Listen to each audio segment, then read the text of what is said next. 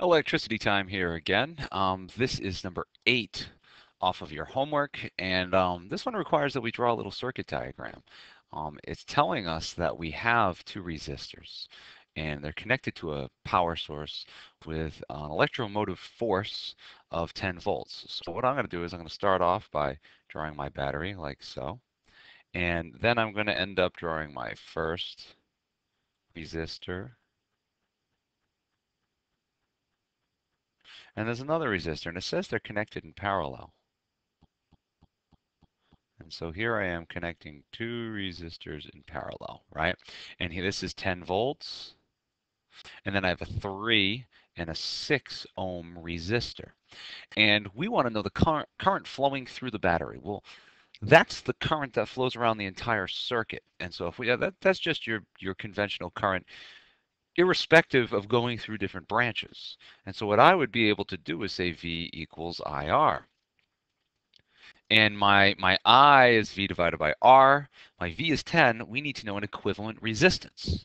And so we need to find out, well, 1 over R RT should equal 1/3 plus 1/6. And therefore we become a common denominator, and that ends up being, well, 2/6 plus 1/6, which equals 3/6 equals 1 over RT. Then we take the reciprocal, and therefore RT equals 2.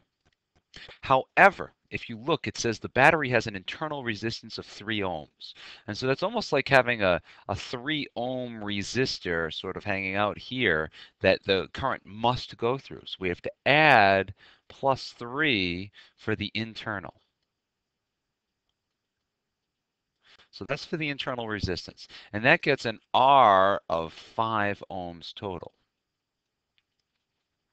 Well, we have an R of 5 ohms, and we have a voltage shown, and that voltage shown is 10 volts. And so we can do 10 volts divided by 5 ohms, and that gets me 2 amps. And that's the current flowing through the battery, 2 amps. Now, on the other hand, we got to remember that current splits between two different resistors.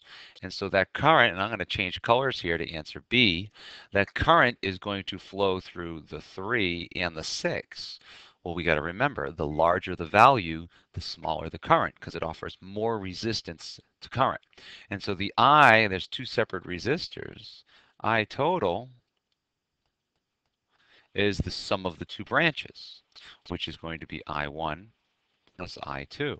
And we're in fact looking for the current that is in the 6 resistor. So that's the one, we can call that X, and 3 should get twice that, so that'll be 2X. So we have a total of 2 amps. And that equals 2X, which represents the 3 ohm resistor, plus X, which represents the 6 ohm resistor. And then we solve for X, and we end up with, well, 2 equals 3X, or X equals 2/3, 0.66. And so we'd say this is 0.66, or with sig fig, since we're dealing with 1, 0.7 amps is what it comes down to. Hope you enjoyed. Current in particular branches of a circuit, oh yes.